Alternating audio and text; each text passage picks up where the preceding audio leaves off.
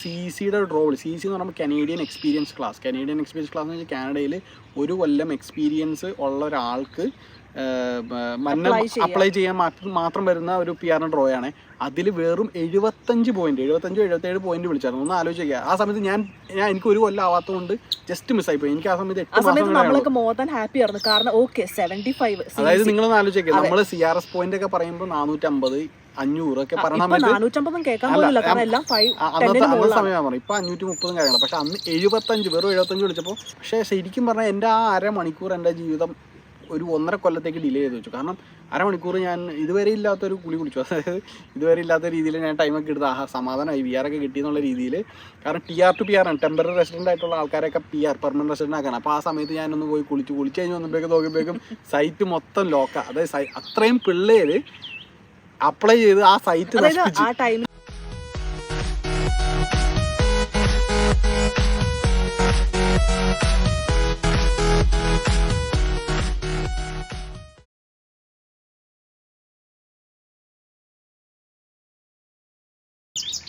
Hi guys, അപ്പോൾ welcome back to Canadian tester. അപ്പോൾ ഇന്ന് ബേസിക്കലി സംസാരിക്കാനായിട്ട് ഉദ്ദേശിക്കുന്ന ഒരു കാര്യം എന്ന് പറയുമ്പോഴേക്കും നമുക്ക് PR ആണ് ഇമ്പോർട്ടൻ്റ്. അപ്പോൾ ഞങ്ങളുടെ ഒരു PRയുടെ സ്റ്റോറി പറയാമെന്ന് വിചാരിച്ചു. കാരണം എല്ലാവരുടെയും PR സ്റ്റോറി യുണീക്കാണ്, അതിൻ്റേതായ ഒരു വ്യത്യാസങ്ങളൊക്കെ ഉണ്ടാവും. അപ്പോൾ ചിലപ്പോൾ ചില ആൾക്കാർക്ക് അതിൻ്റേതായിട്ടുള്ള ഒരേപോലെ ഫീലിംഗ് തോന്നാം. ചിലപ്പോൾ ഞങ്ങൾ ചെയ്ത കാര്യങ്ങൾ ചിലപ്പോൾ നിങ്ങൾക്ക് കുറച്ചെങ്കിലും ചെയ്യാൻ പറ്റുക. ഡീറ്റെയിൽ ആയിട്ട് ഒരുപാട് പോകുന്നില്ല, എന്നാലും അറിയാവുന്ന രീതിയിൽ ഞങ്ങൾ ബേസിക്കലി അതിനെപ്പറ്റി ഇന്ന് പറയാം. അപ്പോൾ നിങ്ങൾക്കൊരു എന്താ പറയുക, ആ ഒരു ജേർണീനെ പറ്റി ഞങ്ങൾക്കൊരു ഐഡിയ ചിലപ്പോൾ അത് കിട്ടാൻ എങ്ങനെയാണ് കാണുന്നവർ ഓൾറെഡി PR സബ്മിറ്റ് ചെയ്തേക്കുന്നവരായിരിക്കും. അപ്പോൾ ചിലപ്പോൾ കമ്പയർ ചെയ്യാം നമ്മൾ സിറ്റുവേഷൻ എങ്ങനെയായിരുന്നു. അതെ, എല്ലാവരും ഓൾമോസ്റ്റ് സെയിം ഫേസ് ഒക്കെ തന്നെ ആയിരിക്കും കടന്നു പോയേക്കുന്നത്. ചിലവർക്ക് കുറച്ച് ഈസി ആയിട്ട് കിട്ടി, കുറച്ച് പേർക്ക് കുറച്ച് ടഫായിരുന്നു. അപ്പോൾ നമ്മൾ ഇന്ന് അതാണ് നമ്മുടെ സ്റ്റോറിയാണ് ബേസിക്കലി പറയുന്നത്. അപ്പോൾ നിങ്ങൾ ഡീറ്റെയിൽ ആയിട്ട് കാണുക. അപ്പോൾ ഞങ്ങളുടെ സ്റ്റോറി ബേസിക്കലി തുടങ്ങിയെന്ന് പറയുമ്പോഴേക്കും എൻ്റെ സ്റ്റോറി ബേസിക്കലി 2018 ഞാൻ കാനഡയിൽ പഠിക്കാനായിട്ട് വരുന്നൊരു സമയമായിരുന്നു. എനിക്ക് കാനഡയെ പറ്റി കൂടുതലൊന്നും അറിയില്ലായിരുന്നു അന്ന സമയത്ത്. പക്ഷെ എന്നാലും അപ്പോൾ ആ സമയത്ത് ഞാൻ നാട്ടിൽ എഞ്ചിനീയറിംഗ് ഒരു കമ്പനിയിൽ എഞ്ചിനീയറായിട്ട് വർക്ക് ചെയ്യുന്നതായിരുന്നു. ഓൾമോസ്റ്റ് 3 years നാട്ടിൽ എക്സ്പീരിയൻസ് ഉണ്ടായിരുന്നു. അപ്പോൾ അങ്ങനെ ഇരിക്കുമ്പോഴാണ് ഞാൻ വിചാരിച്ചത് ഓക്കെ, നാട്ടിൽ നിൽക്കണേക്കാളും കുറച്ചുകൂടി ബെറ്റർ പുറത്തോട്ട് പോകുന്നതാണ്. അപ്പോൾ എനിക്ക് സമയം കളയാനുണ്ടായില്ല. അതായത് PR നിൽക്കാൻ എൻ്റെ അടുത്ത് പല ILTSയിൽ നിന്ന് പല ആൾക്കാരും എൻ്റെ അടുത്ത് പറഞ്ഞായിരുന്നു, ഇതിൽ കുറച്ചും കൂടി ചെയ്യാൻ പറ്റിക്കഴിഞ്ഞാൽ ഒബ്വിയസ്ലി PRന് 877 അടിക്കാനൊക്കെ പറ്റും. കാരണം എനിക്കത് പറ്റുന്നതായിരുന്നു എൻ്റെ സ്കോർ വന്നപ്പോൾ. അപ്പോൾ എൻ്റെ അടുത്ത് കുറച്ചുകൂടി വെയിറ്റ് ചെയ്ത് PR അടിക്കാനൊക്കെ പറഞ്ഞു. പക്ഷേ എനിക്ക് സമയം കളയാനുണ്ടായില്ല ബേസിക്കലി. അപ്പോൾ സമയം കളയാനില്ലാത്തതുകൊണ്ട് എത്രയും പെട്ടെന്ന് ഏജ് വലിയൊരു ഫാക്ടറാണല്ലോ. അപ്പോൾ അതുകൊണ്ട് ഞാൻ ആ ഒരു സമയത്ത് നാട്ടിൽ പഠിത്തം മീറ്റൊക്കെ കഴിഞ്ഞിട്ട് പിന്നെ 3 years വർക്ക് ചെയ്ത് കഴിഞ്ഞിട്ട് ഞാൻ എത്രയും പെട്ടെന്ന് കാനഡയിൽ വന്നു. കാനഡയിൽ വന്നതിൻ്റെ നമുക്ക് ഇവിടെ ഒന്ന് സെറ്റിൽ ആവുക, അതിൻ്റെതായ കാര്യങ്ങൾ. അങ്ങനെ 2018 വന്നു. ഞാൻ 1+1 കോഴ്സാണ് പഠിച്ചത്. 1+1 കോഴ്സ് പഠിച്ചു കഴിഞ്ഞ് എന്താ പറയുക, അത് കഴിഞ്ഞിട്ട് ഞാൻ ഒരു ഡിപ്പാർട്ട്മെൻറ്റ് മാനേജറായിട്ട് വർക്ക് ചെയ്തു, ഇവിടുത്തെ വലിയൊരു റീറ്റെയിൽ ഇതായിട്ട് ചെയിനായിട്ട്. അത് കഴിഞ്ഞ് അതായത് ഞാൻ അത് കഴിഞ്ഞിട്ട് ഞാൻ എഞ്ചിനീയറിംഗ് കമ്പനിയിൽ കയറി. ആ എഞ്ചിനീയറിംഗ് കമ്പനിയിൽ കുറച്ചാൾ വർക്ക് ചെയ്തു. അത് കഴിഞ്ഞിട്ട് കുറച്ചല്ല, ഓൾമോസ്റ്റ് ഒരു 2 years അടുത്ത് വർക്ക് ചെയ്തു. അത് കഴിഞ്ഞിട്ട് ഇപ്പം ഞാൻ വേറൊരു എഞ്ചിനീയറിംഗ് കമ്പനിയിൽ മാറി. അപ്പോൾ അങ്ങനെ ഒരു സമയത്തായിരുന്നു. പിന്നെ അനീഷ എങ്ങനെയായിരുന്നു? അനീഷ ഡീറ്റെയിൽസ് പറയാം. എൻ്റെ കാര്യം എന്ന് പറയുമ്പോഴേക്കും ആക്ച്വലി കാനഡ എന്ന് പറഞ്ഞൊരു പ്ലാനേ എൻ്റെ മനസ്സിലുണ്ടായിരുന്നില്ല. അനീഷയ്ക്ക് ശരിക്കും കാനഡ എന്നുള്ള രാജ്യം ഉണ്ടായിരുന്നു പോലും അറിയില്ലായിരുന്നല്ലേ? സത്യം. കാരണം നമ്മൾ കേൾക്കണില്ല ശരിക്കും പറഞ്ഞാൽ. നമ്മൾ കേൾക്കുന്ന രാജ്യങ്ങൾ എന്ന് പറയുമ്പോൾ ഈ പറഞ്ഞ പോലെ UK ഉണ്ടാവും, പിന്നെ അതുപോലെ തന്നെ US ഉണ്ട്, പിന്നെ ഓസ്ട്രേലിയ ഉണ്ട്.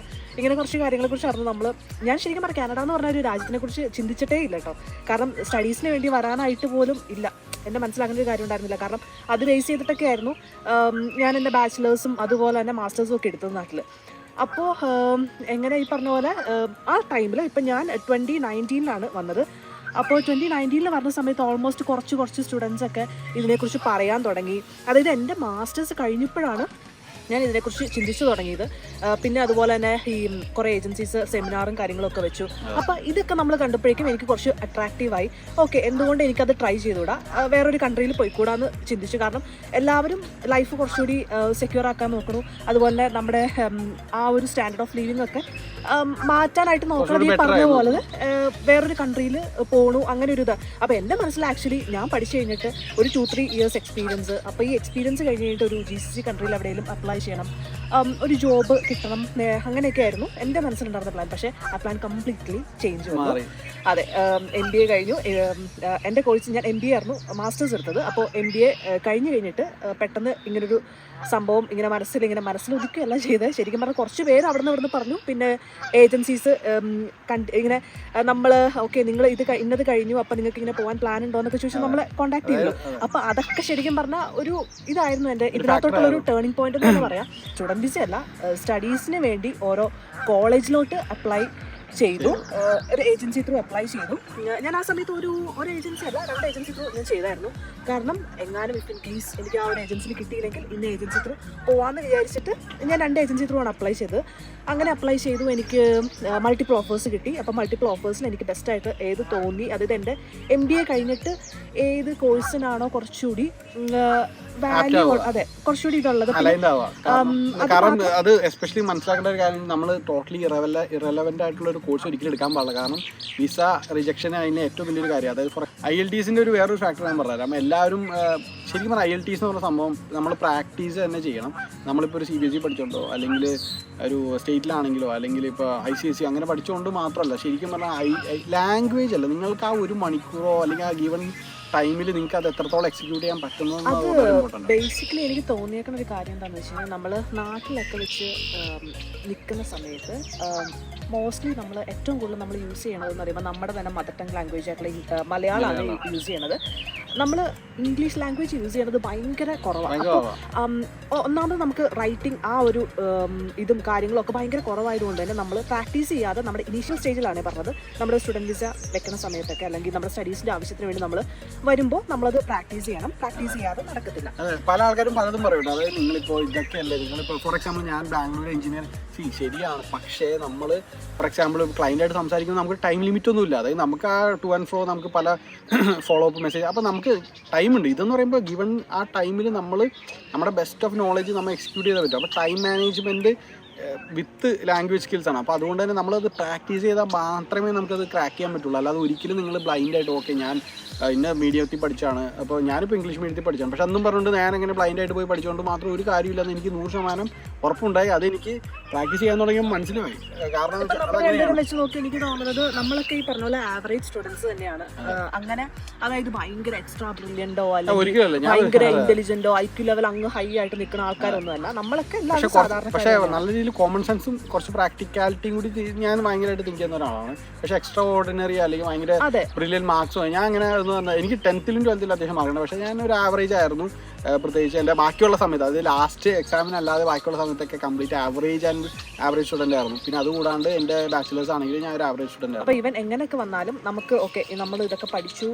അപ്പോൾ നമ്മൾ IELTS ഒക്കെ നമ്മൾ ക്രാക്ക് ചെയ്ത് കഴിഞ്ഞിട്ട് നമ്മൾ ഈ പറഞ്ഞ പോലെ ഞാൻ ഓൾറെഡി പറഞ്ഞായിരുന്നു, നമുക്ക് ഓഫർ ലെറ്റർ മൾട്ടിപ്പിൾ കോളേജസിൽ നിന്ന് ഓഫർ ലെറ്റർ വന്നായിരുന്നു. അപ്പോൾ ഓഫർ ലെറ്ററിൽ നമ്മൾ ഓക്കെ, പിന്നെ നമ്മൾ വേറൊരു കാര്യം നോക്കും, നമ്മുടെ ഫീസിൻ്റെ കാര്യങ്ങൾ. കാരണം ഏതാണ് കുറച്ചുകൂടി കൺവീനിയൻ്റ് ആയിട്ടുള്ളത് നമുക്ക്. കാരണം ചിലപ്പോൾ ചില കോളേജിൽ ഒരു $1,000 ആണെങ്കിലും $2,000 ആണെങ്കിലും കൂടുതൽ തന്നെയാണ്. എസ്പെഷ്യലി നമ്മുടെ ഇന്ത്യൻ മണിയൊക്കെ വെച്ച് നോക്കുമ്പോൾ $2,000 ആണെങ്കിലും $2,000 എക്സ്ട്രാ ആണ്, കൂടുതലാണ്. അപ്പോൾ അതുകൊണ്ട് നമ്മൾ എന്ത് ചെയ്തു എന്ന് വെച്ച് കഴിഞ്ഞാൽ, നമ്മൾ അതുമൊക്കെ വെച്ച് കമ്പയർ ചെയ്തിട്ടാണ് ഒരു കോളേജ് ചൂസ് ചെയ്തത്. ഓക്കെ, അപ്പോൾ ഇല്ല, ഞാൻ അങ്ങോട്ടൊക്കെ പോണതിന് മുമ്പ് ഞാനിപ്പോൾ ഈ പറഞ്ഞ പോലെ നമ്മൾ മൾട്ടിപ്പിൾ കോളേജസ് അപ്ലൈ ചെയ്ത കാര്യം നമ്മൾ പറഞ്ഞു. അപ്പോൾ അപ്ലൈ ചെയ്തു. നമുക്ക് ഈ ഒരു ഫാക്ടേഴ്സൊക്കെ വെച്ചിട്ട് നമ്മുടെ MBA ആയിട്ട് മാച്ച് ചെയ്ത് വരുന്ന കോഴ്സ് വേണം. കോഴ്സ് നോക്കി പിന്നെ നമുക്ക് പറ്റിയ പാർട്ട് ടൈം ഒക്കെ ഏകദേശം കിട്ടാൻ പറ്റിയൊരു സ്ഥലം അന്ന് നാട്ടിലൊക്കെ വെച്ച് എന്താണെന്ന് എല്ലാവരും പറഞ്ഞു, ടൊറൻഡോയിൽ പോയി കഴിഞ്ഞാൽ ഇഷ്ടംപോലെ പാർട്ട് ടൈം ആണ് നമ്മൾ പറഞ്ഞത്. അപ്പോൾ അതൊക്കെ വെച്ചിട്ട് ഓക്കെ, എന്നാൽ പിന്നെ ടൊറൻഡോയിലുള്ള ഏതെങ്കിലും കോളേജ് നോക്കാന്ന് വിചാരിച്ചു. അപ്പോൾ അത് നോക്കി. കാരണം നമുക്ക് എന്തായാലും വീട്ടിൽ നിന്നൊന്നും പൈസ ഇപ്പോൾ ഈ പറഞ്ഞ പോലെ എപ്പോഴും എല്ലാ മന്തിലും അയച്ചു തരാൻ പറയാനോ അങ്ങനെയൊന്നും നമുക്ക് പറ്റത്തില്ല. കാരണം നമ്മൾ അതിന്റെ മെയിൻ ഫാക്ടർ എന്ന് പറയുമ്പോൾ നാട്ടിൽ നിന്ന് വലിയൊരു എമൗണ്ട് അയച്ചാൽ ഇവിടെ വളരെ ചെറിയൊരു എമൗണ്ട്. അതെ, വളരെ കുറച്ച്. കാരണം നമ്മൾ നടക്കണ കാര്യം. അതെ, അപ്പോൾ അങ്ങനെ വരുമ്പോൾ അത് നടക്കില്ല. അപ്പോൾ നമ്മൾ ഇതെല്ലാം ഓക്കെ, അപ്പോൾ എനിക്ക് പാർട്ട് ടൈം വേണം. പിന്നെ അതുപോലെ തന്നെ ഞാൻ പറഞ്ഞു ഫീസിൻ്റെ കാര്യം പറഞ്ഞു. ഫീസ് ഇതെല്ലാം കൂടി വെച്ച് നോക്കിയിട്ടാണ് നമ്മൾ ഒരു കോളേജ് സെലക്ട് ചെയ്തു. നമ്മൾ വിസയ്ക്ക് കൊടുത്തു കഴിഞ്ഞിട്ട് പെട്ടെന്ന് തന്നെ കേട്ടോ. കാരണം എനിക്ക് തോന്നുന്നത് ഒരു 2 weeksോ 2 to 3 weeks ആണ് എടുത്തോളൂ മാക്സിമം കേട്ടോ. ഞാൻ കാരണം കറക്റ്റായിട്ട് ഓർക്കണില്ല എത്രയായിരുന്നു ഡേയ്സ്. എന്തായാലും പെട്ടെന്ന് തന്നെ വന്നു കഴിഞ്ഞിട്ട് പിന്നെ കോളേജ് സ്റ്റാർട്ട് ചെയ്യാൻ പോണതിന് ഒരു 1 week മുമ്പേ ആണെന്ന് തോന്നുന്നു. കാരണം നാട്ടിൽ നിന്ന് പറയുമ്പോൾ എന്താണെന്ന് വെച്ചാൽ 1 week അല്ല, 2 weeks മുമ്പേ ആയിരുന്നു. നിങ്ങൾ 1 weekോ 2 weeksോ മുമ്പേ ഒക്കെ ചെല്ലണം. ചെന്ന് ചെന്ന് കഴിഞ്ഞിട്ട് വേണം നമ്മൾ അവിടെ നിന്ന് ഭയങ്കര ആത്മാർത്ഥമായിട്ട് പാർട്ട് ടൈം ജോലിയൊക്കെ നോക്കണം, അങ്ങനെയാണ് ഇങ്ങനെയാണെന്നൊക്കെ പറഞ്ഞ് അപ്പം നമുക്ക് കിട്ടണമെന്നുണ്ടെങ്കിൽ നമുക്ക് ഇത്രയും ഗ്യാപ്പ് വേണമെന്നൊക്കെ വിചാരിച്ച് അപ്പോൾ അതൊക്കെ നമ്മുടെ കാൽക്കുലേഷനിലാണ് നമ്മൾ കയറി വന്നു. 2 വീക്സ് മുമ്പ് ക്ലാസ് തുടങ്ങിയ 2 വീക്സ് മുമ്പ് ഇവിടെ കാനഡയിൽ ലാൻഡ് ചെയ്തു. എനിക്ക് തോന്നുന്നു August 16th ഞാൻ അതായത് എനിക്ക് ഓർമ്മ വരാൻ കാരണം അതെ അതെ August 15th. നാട്ടിൽ നിന്ന് നമ്മൾ പലരും ചിന്തിക്കുന്ന പോലെ പല ഡൗട്ടും ഉണ്ടായി. കാരണം ഇവിടെ വന്ന് പാർട്ട് ടൈം കിട്ടിയില്ലെങ്കിൽ ഫീസ് അടക്കണം, അത് ഇത് പല കാര്യങ്ങളും നമ്മൾ ഓവറായിട്ട് തിങ്ക് ചെയ്യേണ്ട കാര്യമില്ല. ചിലത് നാച്ചുറലി ആ ഫ്ലോ ആയിട്ട് വന്ന് ചേരേണ്ടതാണ്. അതായത് നമ്മൾ വരിക, അതിൻ്റെതായ കാര്യങ്ങൾ അന്വേഷിക്കുക. അപ്പം അങ്ങനെ പിന്നെ ഒരു കാര്യം മസ്റ്റായിട്ടൊരു കാര്യം പറയാം, ഇപ്പോഴത്തെ സിറ്റുവേഷൻ അല്ലട്ടോ, അന്ന് കുറച്ചും കൂടി ഈസി ആയിരുന്നു. അതിനിടയ്ക്കാണ് ഞാനൊരു കാര്യം ഓർത്തത്, ഇപ്പോൾ ഏറ്റവും കൂടുതൽ ഫേസ് ചെയ്യാൻ പിള്ളേർ എനിക്ക് തോന്നുന്നത് ലോൺ കിട്ടാൻ കുറച്ച് ബുദ്ധിമുട്ടുണ്ടെന്ന് തോന്നുന്നു. കാരണം റീസെൻ്റ്ലി ഇപ്പം എൻ്റെ പപ്പയുടെ അടുത്താണെങ്കിലും കുറച്ച് പേരൊക്കെ ഇങ്ങനെ ചോദിക്കുമായിരുന്നു, ഇപ്പോൾ മോളിങ്ങനെ പോയാലോ അപ്പം എങ്ങനെയാണ് ലോണിൻ്റെ കാര്യങ്ങളൊക്കെ. അപ്പോൾ പപ്പയാണെങ്കിലും അപ്പോൾ ഇങ്ങനെ അന്വേഷിച്ച് കഴിഞ്ഞപ്പോൾ പപ്പ പറഞ്ഞാൽ ഇപ്പോൾ പണ്ടത്തെ പോലെ ഒന്നുമല്ല, ലോൺ കിട്ടാനായിട്ട് കുറച്ചുകൂടി പാടുണ്ട്. എനിക്ക് തോന്നുന്നു ഒരുപാട് പിള്ളേർ വരുന്നുണ്ട്. പിന്നെ ആഫ്റ്റർ കോവിഡ് എന്താ പറയാ, പല ബാങ്കിനും ഒരു വിശ്വാസമില്ല. ഇനി ഇപ്പൊ ജോലി ഇല്ലാതെ വന്നു കഴിഞ്ഞാൽ എനിക്ക് തോന്നുന്നു കുറച്ച് പേരൊക്കെ ആണെങ്കിലും PR ഒക്കെ കിട്ടാതെയാണ് തിരിച്ച് നാട്ടിലോട്ട് പോകേണ്ട ഒരു അവസ്ഥ വന്നിട്ടുണ്ട്. അപ്പൊ ഇതൊക്കെ ബാങ്കുകാർ റിയലൈസ് ചെയ്യാൻ തുടങ്ങിയത് കൊണ്ടാണെന്ന് തോന്നുന്നു കേട്ടോ. കാരണം ഇങ്ങനെ ബാങ്കിൽ ലോൺ കൊടുക്കാത്ത ഒരു അവസ്ഥയിലോട്ട്. പക്ഷെ എന്താണെങ്കിലും ഞങ്ങൾക്ക് രണ്ടുപേർക്ക് ആ ഒരു കാര്യത്തിൽ പ്രോബ്ലംസ് ഒന്നും ഉണ്ടായില്ല. നമ്മൾ പെട്ടെന്ന് തന്നെ കാര്യങ്ങളൊക്കെ സ്മൂത്ത് ആയിട്ട് കടന്നു പോയി. നമ്മളിവിടെ എത്തിക്കഴിഞ്ഞിട്ട് നമ്മൾ നോർമലി ഉള്ളതുപോലെ തന്നെ നമ്മുടെ കോഴ്സ് കഴിഞ്ഞു, 2 വർഷത്തെ കോഴ്സ് കഴിഞ്ഞു. പിന്നെ അതുകൊണ്ട് ഞങ്ങളുടെ അതോടൊപ്പം പാർട്ട് ടൈം ഒക്കെ ആ സമയത്ത് കുറച്ചും കൂടി സ്മൂത്ത് ആയിരുന്നു. ഇത് ഇപ്പോഴത്തെ റഫ് സിറ്റുവേഷൻ അല്ല, കമ്പാരിറ്റീവ്ലി കുറച്ചും ഈസി ആയിരുന്നു എന്ന് പറയുന്നത്. എല്ലാം എളുപ്പത്തിൽ നമ്മുടെ കയ്യിൽ കിട്ടുമെന്നല്ല ഞാൻ പറഞ്ഞത്, കമ്പാരിറ്റീവ്ലി ഇപ്പോഴത്തെ കാലം കുറച്ചും കൂടി ഈസി ആയിരുന്നു. എനിക്ക് വന്ന സമയത്ത് പക്ഷെ എനിക്ക് കുറച്ചും കൂടി ടഫ് ആയിരുന്നു. എനിക്ക് വന്ന സമയത്ത് ടൊറന്റോയാണ്, അടിപൊളിയാണ്, മൾട്ടിപ്പിൾ ഓപ്പർച്യൂണിറ്റീസ് ആണെന്നൊക്കെ പറഞ്ഞ് ഞാൻ വന്നു. പക്ഷെ എന്താണ് പറ്റിപ്പോയെന്ന് വെച്ച് കഴിഞ്ഞാൽ ടൊറന്റോയിൽ വേറൊരു പ്രത്യേകത, ഒരുപാട് റെഫറൻസുകൾ ഏറ്റവും കൂടുതൽ അക്സെപ്റ്റ് ചെയ്യുന്ന സ്ഥലമായിരുന്നു. അല്ല, പാർട്ട് ടൈമിലാണ് മെയിൻ ആയിട്ടെന്ന് പറയാം. കാരണം പാർട്ട് ടൈം ജോബിൽ അങ്ങനെയുള്ള ജോലികൾക്ക് ഏറ്റവും കൂടുതൽ നമ്മുടെ റെസ്യൂമെ വേറൊരാളുടെ കയ്യിലോട്ട്, നമ്മുടെ മാനേജറിന്റെ കയ്യിലോട്ടൊക്കെ ഹാൻഡ് ഓവർ ചെയ്ത് പോകണമെന്നുണ്ടെങ്കിൽ നമുക്ക് അവിടെ അറിയാവുന്ന ഒരാളുണ്ടെങ്കിലാണ് നമ്മുടെ റെസ്യൂമെ അവർ എത്തിക്കുള്ളൂ തന്നെ. അപ്പോൾ അങ്ങനെ ഞാൻ സ്റ്റാർട്ടിങ്ങിൽ കുറച്ച് സ്ട്രഗിൾ ചെയ്തു. പിന്നെ എനിക്കിപ്പോൾ ഈ പറഞ്ഞ പോലെ എൻ്റെ ജോബ് സ്റ്റാർട്ട് ചെയ്തത് ഒരു വെയർ ഹൗസിലാണ് സ്റ്റാർട്ട് ചെയ്തത്. അതും എനിക്കും ഒരു വെയർ ഹൗസിലാണ് സ്റ്റാർട്ട് ചെയ്തത്. അതെ, അതിൽ നിന്ന് എനിക്ക് റെഫറൻസ് കിട്ടിയിട്ടാണ് ഞാനൊരു ഗ്യാസ് സ്റ്റേഷനിലോട്ട് ഞാൻ അവിടെ കയറിയത്. അത് ഈ പറഞ്ഞ പോലെ റെഫറൻസ് ആയിരുന്നു. എനിക്കിപ്പോൾ ഈ പറഞ്ഞ പോലെ ഞാൻ ഫസ്റ്റ് സ്റ്റാർട്ട് ചെയ്ത സമയത്ത് എനിക്കും ഈ പറഞ്ഞ പോലെ ഒരു കൈൻഡ് ഓഫ് റെഫറൻസ് തന്നെയാണ് ഫസ്റ്റ് എൻ്റെ ജോബ് സ്റ്റാർട്ട് ചെയ്തപ്പോഴും കിട്ടിയത്. എന്ന് വെച്ചാൽ എനിക്ക് ഡയറക്റ്റായിട്ട് പരിചയം ഉണ്ടായിരുന്ന ഒരു ചേട്ടനൊന്നുമല്ല. പക്ഷേ പുള്ളിയോട് ഞാൻ ചർച്ചിൽ പോണ സമയത്ത് അങ്ങനെ കണ്ട് സംസാരിച്ച് പുള്ളി ത്രൂ ആണ്, അങ്ങനെയാണ് എനിക്ക് ഒരു റെഫറൻസ് വന്നു പുള്ളി. എന്നിട്ട് ഞാനൊരു ഏജൻസിനെ പോയി കോൺടാക്ട് ചെയ്തിട്ട് പിന്നെ അത് ത്രൂ ആണ് എനിക്ക് ഇങ്ങനെ ജോബിലേക്ക് കയറാൻ പറ്റിയത്. അപ്പോൾ അവിടെ എത്രയാണ് 20 hours 24 hours ആണ് നമ്മുടെ മനസ്സിൽ അന്നേരത്തെ കാൽക്കുലേഷൻ. കാരണം നമ്മളിങ്ങനെ മണിയൊക്കെ ഇങ്ങനെ കാൽക്കുലേറ്റ് ചെയ്യുമല്ലോ നാട്ടിൽ തന്നെ ഇരുന്ന്. ഓക്കെ 24 hours പ്ലസ് ഇതൊക്കെ ചെയ്യും. പക്ഷേ അങ്ങനെ ഒന്നും നടന്നില്ല അന്ന്. കാരണം 24 hours വർക്ക് ചെയ്യാമെന്ന് വിചാരിച്ചിട്ട് 16 hours കാരണം 2 8 hour ഷിഫ്റ്റ് അങ്ങനെയൊക്കെയാണ് കിട്ടിക്കൊണ്ടിരുന്നത്. പിന്നെ എന്താ പ്രശ്നം എന്ന് വെച്ചാൽ എനിക്ക് എൻ്റെ ക്ലാസ്സിന് സ്കെഡ്യൂൾ അത്ര നല്ല സ്കെഡ്യൂൾ ആയിരുന്നില്ല. കാരണം ഒരുപാട് കാരണം അവൈലബിലിറ്റി വളരെ ഇമ്പോർട്ടൻ്റ് ആണ് പാർട്ട് ടൈം കിട്ടാൻ. അല്ലാതെ എല്ലാ രീതിയിലും എല്ലാ ദിവസവും ക്ലാസ്സുള്ള പിള്ളേർക്ക് ചാൻസ് കുറവാണ്. എന്നും പറഞ്ഞ് നിങ്ങളുടെ കോഴ്സ് കളഞ്ഞിട്ട് പാർട്ട് ടൈമിന് പോകണം, അങ്ങനത്തെ ഒരു പൊട്ട കോഴ്സ് എടുക്കണമെന്നല്ല പറഞ്ഞത്. ഞാൻ ഇവിടുത്തെ ഒരു ട്രെൻഡാണ് പറഞ്ഞത്. അതെ, അപ്പോൾ ആ ഒരു സംഭവം വന്നു കഴിഞ്ഞപ്പോഴേക്കും ഇങ്ങനെ പാർട്ട് ടൈമിൻ്റെ കാര്യം വന്നു. ഓക്കെ, പാർട്ട് ടൈമിൻ്റെ കാര്യം നമുക്ക് അങ്ങനെ സ്റ്റാർട്ടിങ്ങിൽ ഒരു സാധനം കിട്ടാനാണ് നമുക്ക് അവിടെ. അപ്പോൾ സ്റ്റാർട്ടിങ്ങിൽ അങ്ങനെ കിട്ടി. പിന്നെ അതിനകത്തുനിന്ന് നെക്സ്റ്റ് സ്റ്റേജിൽ പിന്നെ അത് കഴിഞ്ഞപ്പോഴാണ് നമ്മുടെ കോവിഡൊക്കെ വന്നത്. കോവിഡൊക്കെ വന്നു കഴിഞ്ഞിട്ട് ആ സമയത്ത് ഞാൻ ഇങ്ങോട്ടേക്ക്, അതായത് ഒട്ടാവ എന്ന് പറഞ്ഞ സ്ഥലത്തോട്ട് ടൊറന്റോയിൽ നിന്ന് നേരെ, കാരണം ഞാൻ നോക്കിയപ്പോൾ മൊത്തം ഭയങ്കര ആൾക്കാരും കാര്യങ്ങളൊക്കെ ആയിട്ട് അന്നേരം നിഖിലും ഒട്ടാവയിലായിരുന്നു. അപ്പോൾ ഞാൻ ടൊറന്റോയിൽ നിന്ന് നേരെ ഒട്ടാവയിലോട്ട് ഷിഫ്റ്റ് ചെയ്തു. അപ്പോൾ ഷിഫ്റ്റ് ചെയ്ത് കഴിഞ്ഞിട്ട് അവിടെ ചെന്ന് കഴിഞ്ഞ സമയത്ത് എനിക്ക് നിഖിൽ ഷിഫ്റ്റ് ചെയ്ത സമയത്ത് നിഖിലിന് ആ സമയത്ത് സ്റ്റാർട്ടിങ്ങിൽ തന്നെ ജോബ് ഉണ്ടായിരുന്നു. അല്ല, ഞാൻ ബേസിക്കലി അവിടെ വാൾമാർട്ടിലാണ് തുടങ്ങിയത്. പക്ഷെ അത് കഴിഞ്ഞിട്ട് ഞാൻ അവിടുത്തെ ഡിപ്പാർട്ട്മെന്റ് മാനേജറായി. അങ്ങനെ ഇപ്പോൾ അനീഷ ആണെങ്കിൽ അവിടുത്തെ റീറ്റെയിൽ ചെയിനിൽ തന്നെയായിരുന്നു തുടങ്ങിയത്. സാധാരണ ഒരു പൊസിഷൻ തന്നെ. അതായത് ഇപ്പോൾ എനിക്ക് തോന്നിയൊരു കാര്യമുണ്ട് കേട്ടോ. കാരണം ടൊറന്റോയിൽ വന്ന സമയത്ത് ഞാൻ പറഞ്ഞില്ലേ ഫുൾ റെഫറൻസ്. ഇപ്പോൾ നമ്മൾ ആ ഒരു സ്റ്റോറിൽ നിൽക്കണതോ അല്ലെങ്കിൽ എവിടെയാണെന്ന് വെച്ചാൽ അവിടെ നിൽക്കുന്ന ഒരാൾ വിചാരിക്കണമായിരുന്നു ഈ റെസ്യൂമെ ഒന്ന് ആളുടെ അടുത്ത് എത്താൻ. പക്ഷെ അതിനകത്ത് കുറച്ച് ഡിഫറൻസ് ഉണ്ടായിരുന്നു അവിടെ ഒട്ടാവയിൽ വന്ന സമയത്ത്. പക്ഷെ എന്ന് വെച്ചാൽ ഒരുപാട് ജോലികളില്ല അവിടെ കമ്പയർ ടു ടൊറന്റോ. അപ്പോൾ ഞാൻ ജോലി നോക്കി ഇറങ്ങി കഴിഞ്ഞപ്പോൾ എനിക്ക് സത്യം പറഞ്ഞു കഴിഞ്ഞാൽ എൻ്റെ എന്തോ ഭാഗ്യം കണ്ടെന്ന് പറയാം. അവിടെ ചെന്ന സമയത്ത്, അതായത് ഞാൻ ഡയറക്റ്റായിട്ട് എനിക്ക് അവിടുത്തെ മാനേജറിനെ തന്നെ കാണാൻ പറ്റി. അതുകൊണ്ടാണ് പറയുന്നത്, നിങ്ങൾ ഒരു സ്ഥലത്ത് റെസ്യൂമെ കൊടുക്കുമ്പോൾ കഴിയുന്നതും മാനേജറിൻ്റെ അടുത്ത് സംസാരിക്കാൻ നോക്കുക. കാരണം ഒരിക്കലും ഒരു ഫ്രണ്ട് ഡെസ്കിലിരിക്കുന്ന ഒരു സാധാരണ എംപ്ലോയീസിന് കൊടുക്കരുത്. കാരണം അവരുടെ ഷിഫ്റ്റ് കുറയും നമ്മൾ പുതിയൊരാൾ കയറുമ്പോൾ. അപ്പോൾ നമ്മൾ ഡയറക്റ്റ്ലി മാനേജറിന് അടുത്ത് കൊടുക്കാന്നുള്ളത് വളരെ ഇമ്പോർട്ടൻ്റ് ആണ്. 24 hours ഒക്കെ വർക്ക് ചെയ്യുന്ന ആൾക്കാരായിരിക്കും. അപ്പോൾ ചിലപ്പോൾ ഒരു പക്ഷേ മാനേജർ നോക്കുമ്പോൾ 24 hours വർക്ക് ചെയ്യേണ്ട ആവശ്യം, കാരണം സ്റ്റുഡൻ്റ് ആണല്ലോ, പഠിക്കാൻ വന്നേക്കണ എക്സ്ട്രാ ആളെ കിട്ടിയാൽ ഷിഫ്റ്റ് കൊടുക്കാം. പക്ഷേ മറ്റാൾക്ക് നമ്മളൊരു കോമ്പറ്റീഷനും കൂടിയാണ്, അപ്പോൾ അത് മറക്കരുത്. അപ്പോൾ ഞങ്ങൾ അങ്ങനെ, അതായത് ഇപ്പോൾ കൂടുതൽ ആ ഡീറ്റെയിൽസിലോട്ട് പോകുന്നില്ല. അപ്പോൾ ഞങ്ങൾ രണ്ടുപേരും കോഴ്സ് കഴിഞ്ഞു, പാർട്ട് ടൈം ചെയ്തു. അത് കഴിഞ്ഞിട്ട് ഞാൻ എൻ്റെതായ രീതിയിൽ ഡിപ്പാർട്ട്മെൻറ്റ് മാനേജർ എഞ്ചിനീയറിംഗ് കമ്പനിയിലോട്ട് പോയി. അനീഷ ആ സമയത്ത് എനിക്ക് തോന്നുന്നു ഏതൊക്കെയായിരുന്നു, ഞാൻ ഗെയിമിംഗ് സപ്പോർട്ട് സ്പെഷ്യലിസ്റ്റ് ആയിട്ട് നിന്നു. പിന്നെ അതുപോലെ തന്നെ പിന്നെ ഫൈനാൻസ് റിലേറ്റഡ് ആയിട്ടൊരു ജോബിൽ ഞാൻ കയറിയായിരുന്നു. അത് കഴിഞ്ഞിട്ട് പിന്നെ അതിനകത്തുനിന്ന് ഞാൻ ഇറങ്ങി തേർഡ് കമ്പനി, അതായത് ഇപ്പം ഞാൻ നിൽക്കുന്ന കമ്പനിയിൽ തന്നെ ഞാൻ ഇങ്ങനെ എഞ്ചിനീയറിംഗ് പ്രോജക്ട് കോർഡിനേറ്റർ ആയിട്ട് കയറി. സ്റ്റിൽ ഞാൻ ഇപ്പോഴും അവിടെ തന്നെയാണ് വർക്ക് ചെയ്യുന്നത്. അപ്പോൾ ബേസിക്കലി ഞങ്ങൾ ഇപ്പോൾ എൻ്റെ PR ഒരു കാര്യം കൂടി പറയാമെന്ന് വെച്ചാൽ, ഞങ്ങൾ PR പറ്റി കൂടുതൽ ഡീറ്റെയിൽ പറഞ്ഞില്ല. അപ്പോൾ PR കാര്യം എന്ന് വെച്ചാൽ എനിക്ക് ശരിക്കും പറഞ്ഞു കഴിഞ്ഞാൽ കുറച്ച് ഡിലേഡ് ആയിട്ടാണ് കിട്ടിയത്. അതായത് നമുക്കറിയാം 2 കൊല്ലം കഴിഞ്ഞിട്ട് 3 കൊല്ലം സ്റ്റേ ബാക്ക്. ആ 3 കൊല്ലത്തിനുള്ളിൽ നമുക്ക് PR കിട്ടിയില്ലെങ്കിൽ നമുക്ക് നാട് വിടേണ്ടി വരും. എല്ലാവരും പറയുന്നത് കാനഡയിൽ വളരെ എളുപ്പത്തിൽ PR, ഒരിക്കലും അങ്ങനെ ചിന്തിക്കാൻ വേണ്ട. സത്യം പറഞ്ഞാൽ PR അങ്ങനെ എളുപ്പത്തിൽ കിട്ടില്ല. അപ്പോൾ അതുകൊണ്ട് തന്നെ നമ്മൾ വിചാരിക്കും കോഴ്സ് കംപ്ലീറ്റ് ചെയ്തു, അപ്പോൾ ഓക്കെ കോഴ്സിന്റെ കുറെ പോയിന്റ്സ് കയറും, അപ്പോൾ ഇത് കഴിയുമ്പോഴേക്കും ഓക്കെ IELTS അതൊക്കെ. പക്ഷേ ഇതെല്ലാം കൂടി ഒന്നിച്ച ഒരു ടൈമിൽ അത് ആപ്റ്റ് ആവണമെന്ന് പറഞ്ഞാൽ ഒരു സമയത്ത് എല്ലാം കൂടി വന്ന് അടിക്കുമ്പോഴാണ് നമുക്ക് ആ PR സമയം. അതെല്ലാവരും പലവരും സമയമായിരിക്കും. അപ്പോൾ എനിക്ക് പറ്റിയ കുറേ അമളികളുണ്ട്. അതെന്ന് പറയുമ്പോൾ എനിക്ക് ഇവിടെ TR to PR എന്ന സിസ്റ്റം ഉണ്ടായി. അതായത് അത് പറഞ്ഞതിന് മുമ്പ് CECയുടെ റോൾ, CEC എന്ന് പറയുമ്പോൾ കനേഡിയൻ എക്സ്പീരിയൻസ് ക്ലാസ് എന്ന് വെച്ചാൽ കാനഡയിൽ 1 കൊല്ലം എക്സ്പീരിയൻസ് ഉള്ള ഒരാൾക്ക് അപ്ലൈ ചെയ്യാൻ മാത്രം വരുന്ന ഒരു PR ഡ്രോയാണ്. അതിൽ വെറും 75 പോയിന്റ് 77 പോയിന്റ് വിളിച്ചായിരുന്നു. ഒന്ന് ആലോചിക്കുക. ആ സമയത്ത് ഞാൻ എനിക്ക് 1 കൊല്ലം ആവാത്തതുകൊണ്ട് ജസ്റ്റ് മിസ്സായിപ്പോയി. എനിക്ക് ആ സമയത്ത് 8 മാസം മോർ ദാൻ ഹാപ്പി ആയിരുന്നു. കാരണം 75, അതായത് നിങ്ങളൊന്ന് ആലോചിക്കുക, നമ്മൾ CRS പോയിന്റ് ഒക്കെ പറയുമ്പോൾ 450 500 ഒക്കെ പറഞ്ഞ അന്നത്തെ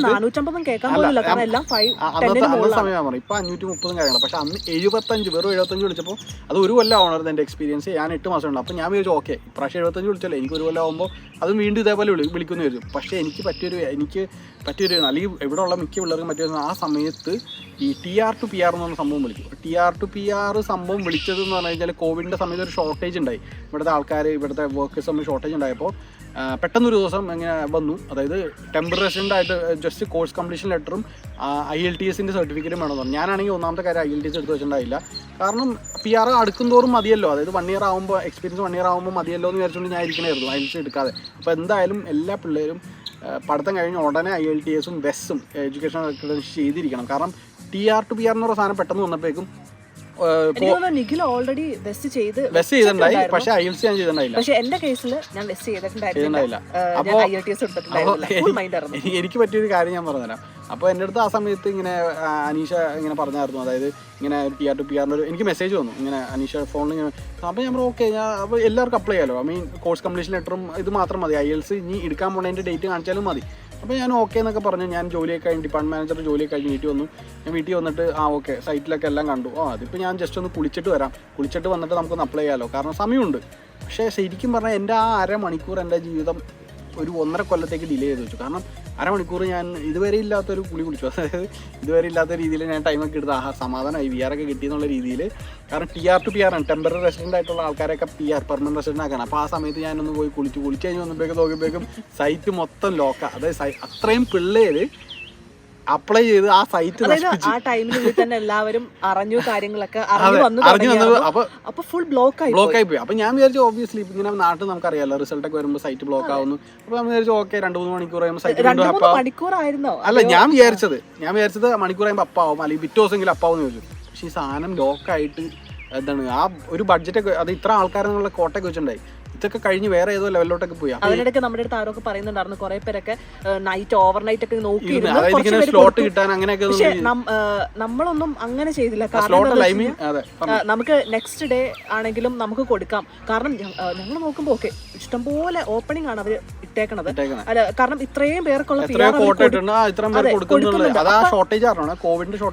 പക്ഷെ അന്നായിരുന്നു ഞങ്ങൾ മനസ്സിലാക്കിയത് ഈ കാനഡയിൽ ഇത്രയും പേര് PR ഇല്ലാതെ ഇരിക്കുന്നുണ്ടായിരുന്നു. അപ്പൊ ഞാൻ ആ മിസ് ചെയ്ത അരമണിക്കൂറിൽ എൻ്റെ ജീവിതത്തിന്റെ 1.5 കൊല്ലം മാറ്റി വെച്ചു. അപ്പോൾ പിന്നെ അത്രയും പേര് അടുപ്പിച്ച് PR കയറിയുണ്ട്. ഈ പ്രോസസ്സിംഗ് ഒക്കെ ഇല്ല, അതായത് എല്ലാ ഓഫീസും PR പ്രോസസ്സ് എല്ലാ ഓഫീസും ബ്ലോക്കായി. അതായത് ബാക്ക്ലോഗ് വന്നു. അത്രയും ആപ്ലിക്കേഷൻ കാരണം ബാക്ക്ലോഗ് വന്ന് കുറേ നാളത്തേക്ക്, അത് 1 കൊല്ലത്തേക്ക് പിന്നെ PR വിളിച്ചില്ല. ഒന്ന് ആലോചിക്കണം PR, അതായത് ഞാൻ ആ സമയത്ത് എലിജിബിൾ ആയിട്ട് അങ്ങേയറ്റം നിൽക്കണേണ്. അതായത് എനിക്കത് മിസ്സായി. ഗവൺമെന്റ് പ്രോസസ് ചെയ്തപ്പോൾ അത്രയും പേര് ഇങ്ങനെ കെട്ടിക്കിടക്കുന്ന ലോഡ് ഫയലിംഗ് ഇങ്ങനെ കിടക്കുന്നതുകൊണ്ട് ശരിക്കും ജെനുവിൻലി അപ്ലൈ ചെയ്യാൻ പറ്റുന്ന ആൾക്കാർക്ക് പോലും പിന്നെ 1 കൊല്ലം 1.5 കൊല്ലത്തേക്ക് PR വിളിച്ചില്ല. ഞാനൊക്കെ വളരെ രീതിയിൽ ടെൻഷൻ അടിച്ചിട്ടുണ്ട്. കാരണം PR കിട്ടിയില്ലെങ്കിൽ എന്നുള്ളൊരവസ്ഥ അത് എത്രത്തോളം നാട്ടിൽ പറഞ്ഞാൽ മനസ്സിലാവില്ല. കാരണം ഒരു 1.5 ഇയർ നമ്മുടെ കംപ്ലീറ്റ് അങ്ങ് പോവാണ്. ഹോൾഡ് ആ സമയത്ത് എലിജിബിൾ ആണ്, പക്ഷെ PR വിളിക്കുന്നില്ല. കാരണം വിളിച്ചാലേ നമുക്ക് അപ്ലൈ ചെയ്യാൻ പറ്റുള്ളൂ. അപ്പം അങ്ങനെ വന്നപ്പോഴേക്ക് ആകെ ടെൻഷനായി. പിന്നെ എന്താ പറയുക, PR പോയിന്റ് വിളിക്കാൻ തുടങ്ങിയപ്പോൾ ഭയങ്കര ഹൈ പോയിന്റായി. അപ്പോൾ ലാസ്റ്റ് ഞാൻ നോക്കിയപ്പോൾ ഓക്കെ ടഫാണ്. ഞാനും അനീഷാണെങ്കിലും പയ്യൊന്ന് കുറയോ എന്നുള്ള രീതിയിൽ മൈൻഡിൽ വെച്ച് ഞങ്ങൾ കുറയോ നോക്കിക്കൊണ്ടിരിക്കുകയാണ്. പക്ഷേ ഒരു രീതിയിലും കുറയുന്നില്ല. വളരെ കാരണം ഒരു മാസത്തിൽ 2 ഡ്രോ ഉള്ളൂ.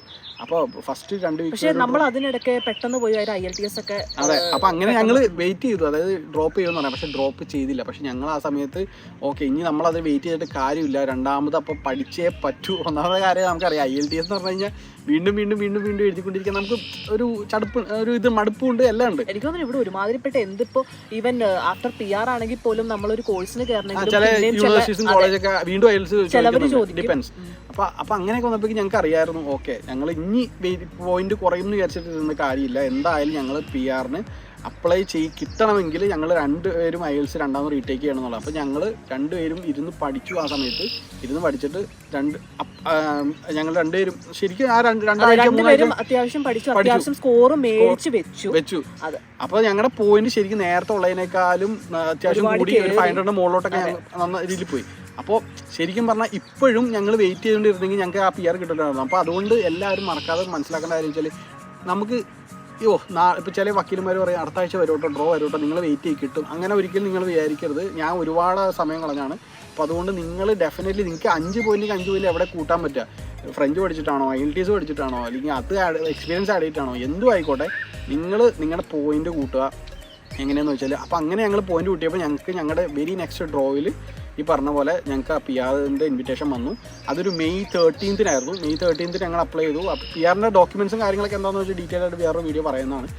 അങ്ങനെ അപ്ലൈ ചെയ്തു. ഞങ്ങൾക്ക് വിതിൻ 6 മന്ത്സ്, അതായത് ഞങ്ങൾക്ക് വിതിൻ 6 മന്ത്സ് എല്ലാം, അതായത് എല്ലാം വെരിഫിക്കേഷൻ, ചെക്ക്, എഡ്യൂക്കേഷണൽ അസസ്മെന്റ് എല്ലാം കഴിഞ്ഞ് ഞങ്ങൾക്ക് പെട്ടെന്നായിരുന്നു. അതാണ് ഞാൻ പറഞ്ഞത്, എക്സ്പ്രസ് എൻട്രി എന്ന് പറയുന്ന സംഭവം എന്ന് പറയുമ്പോൾ കുറച്ച് ഫാസ്റ്റാണ്. PNP എന്നൊക്കെ പ്രധാനം കുറേ നാളിട്ട് നമ്മൾ 1 കൊല്ലോ 1.5 കൊല്ലോ അല്ലെങ്കിൽ ചിലപ്പോൾ ഇങ്ങനെ ഡിലേ വരുത്തും. കിട്ടിക്കഴിഞ്ഞാൽ PNP കിട്ടിക്കഴിഞ്ഞാൽ അത് കിട്ടാൻ തന്നെ ഭയങ്കര ഡിലേ ആണ്. കിട്ടിക്കഴിഞ്ഞാലും ഡിലേ ആണ് PNP. അപ്പോൾ PR എക്സ്പ്രസ് എൻട്രി എന്ന് പറയുന്ന സാധനം ആ പേര് പോലെ തന്നെ എക്സ്പ്രസ് ആണ് ഒരു പരിധി വരെ. പിന്നെ എനിക്കൊരു വേറൊരു കാര്യം പറയാന്ന് വെച്ചാൽ TR to PR കയറിയ ആൾക്കാരൊന്നും മോശമൊന്നും ഞാൻ പറയുന്നില്ല. പക്ഷേ ഞാൻ പറഞ്ഞത് ഇപ്പോഴും ശരിക്കും പറഞ്ഞാൽ 2 പേർക്ക്, ഞങ്ങൾക്ക് അറിയാവുന്ന ഒരു ഫാമിലിയൊക്കെ ഉണ്ടായത്, അതായത് 2 പേർക്കും നല്ല ജോലി ഉണ്ടായിട്ടും അവരൊക്കെ അറ്റം വരെ നിർത്തിയിട്ടാണ് ഏറ്റവും അവസാനം അവർക്ക് കിട്ടിയത്. അതായത് 5 ഇയേഴ്സാണ് നമുക്കുള്ളത്. ആ 5 ഇയേഴ്സിൻ്റെ അറ്റം വരെ എത്തിച്ചിട്ടാണ് അവസാനം PR കിട്ടിയത്. അതായത് നമ്മൾ എല്ലാ ദിവസവും ഭയങ്കര സ്ട്രെസ്ഫുൾ ആവും. കാരണം നമുക്കറിയാം ഇത്രയും ലക്ഷമൊക്കെ മുടക്കിയിട്ടാണ് കാനഡയിൽ നമ്മൾ വന്നേക്കുന്നത്. അപ്പോൾ നമുക്ക് PR കിട്ടിയില്ലെങ്കിൽ ഞങ്ങൾ 2 പേരും പഠിക്കാൻ 2 പേരും കാശ് കൊടുത്തു വന്നാൽ. അപ്പോൾ ഒന്ന് ആലോചിക്കണം. അപ്പോൾ നമ്മൾ ഇത്ര ലക്ഷം മുടക്കി വന്ന് ഇതൊരു ടൈപ്പ് ഒരു ഇൻവെസ്റ്റ്മെന്റ് തന്നെയുള്ളൂ. അപ്പോൾ ഇവിടെ വന്നിട്ട് നമുക്ക് അതിനുള്ളൊരു ഫ്രൂട്ട്ഫുൾ റിസൾട്ട് കിട്ടിയില്ലെങ്കിൽ അത് ഭയങ്കര സ്ട്രെസ്ഫുൾ ആയിട്ടുള്ള കാര്യമാണ്. അപ്പോൾ എല്ലാവരും മനസ്സിലാക്കുക, കാനഡയിൽ PR സത്യം പറഞ്ഞാൽ നിങ്ങൾ ഒരിക്കലും വിചാരിക്കരുത്. അങ്ങനെ നാട്ടിൽ ആരെങ്കിലും പറയണമെങ്കിൽ കള്ളത്തരമാണ്. PR ഒരിക്കലും ഈസി അല്ല. You should work for it. അതായത് ചുമ്മാ വർക്ക് ചെയ്താൽ മാത്രം പോലെ റിയലി ഹാർഡ് എന്നാൽ ഞാൻ പറയുള്ളൂ. റിയലി ഹാർഡ് വർക്ക് ചെയ്താൽ മാത്രമേ, അതായത് ഡെയിലി ജോലിക്ക് പോകണമെന്നല്ല ഞാൻ പറയാം. നമ്മൾ അതിലോട്ടുള്ള ആ പോയിന്റിലോട്ട് എത്തും വരെ നമ്മൾ എല്ലാ രീതിയിലും നമ്മൾ ഫോക്കസ്ഡ് ആയിരിക്കും. നമ്മുടെ നാട്ടിൽ വെച്ചെന്ന് പറഞ്ഞാൽ നമുക്ക് നാട്ടിൽ പേരൻസ് ഉണ്ട്, നമ്മുടെ കാര്യങ്ങളൊക്കെ നോക്കാൻ ചുറ്റും ആൾക്കാരുണ്ട്. അപ്പോൾ ആ സമയത്ത് നമ്മൾ ഒന്നും ബോധർ ചെയ്യേണ്ട, നമ്മൾ ഈ ഒരു കാര്യം മാത്രം ഫോക്കസ് ചെയ്താൽ മതി. പക്ഷെ ഇവിടെ വന്നു കഴിയുമ്പോൾ വേറൊരു സിറ്റുവേഷൻ ആയിരിക്കും നമുക്ക്. കാരണം നമുക്ക് ഒരുപാട് കാര്യങ്ങൾ ചുറ്റും നടക്കണ്ടാവും. അപ്പോൾ ഇതിനെല്ലാം ഓടിച്ചാടി എല്ലാ കാര്യങ്ങളും ഒക്കെ ചെയ്യണം. കാരണം ഇപ്പം നമുക്ക് ജോബ് ഉണ്ടെങ്കിൽ ഓക്കെ, ജോബിന്റെ നമ്മൾ അത്രയും ടൈം അവേഴ്സ് അവിടെ പോകും. പിന്നെ ജോബിന് സ്ട്രെസ് ഉണ്ട്, കുറച്ച് സ്ട്രെസ്സും കാര്യങ്ങളും ഉണ്ടെങ്കിൽ ഓക്കെ, അതും ഒരു ആഫ്റ്റർ നമ്മൾ കുറച്ച് സമയം ഓക്കെ, പിന്നെ നമ്മൾ കുറച്ച് ആൾക്കാരായിട്ട് സ്പെൻഡ് ചെയ്യണം. അപ്പോൾ ഇതെല്ലാം, പിന്നെ അതുപോലെ ഒരുപാട് കാര്യങ്ങളുണ്ട്. ഇതെല്ലാം ചെയ്യുന്നതിന് ഇടയ്ക്ക് വേണം നമ്മൾ ഇത് ചെയ്യാനായിട്ട്.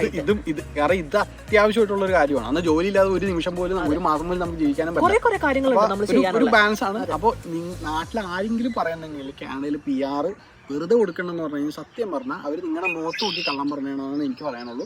അപ്പോൾ അതുകൊണ്ട് മനസ്സിലാക്കുക, നിങ്ങൾക്ക് ഒരു ഷുവർ ഡിറ്റർമിനേഷൻ, നിങ്ങളുടെ ഒരു സ്പിരിറ്റ്, പ്രത്യേകിച്ച് ഇപ്പോഴത്തെ സമയം, ഞാൻ ഈ പറഞ്ഞ സിറ്റുവേഷനേക്കാൾ ടഫായിട്ടുള്ള സമയമാണ് ഇപ്പോൾ.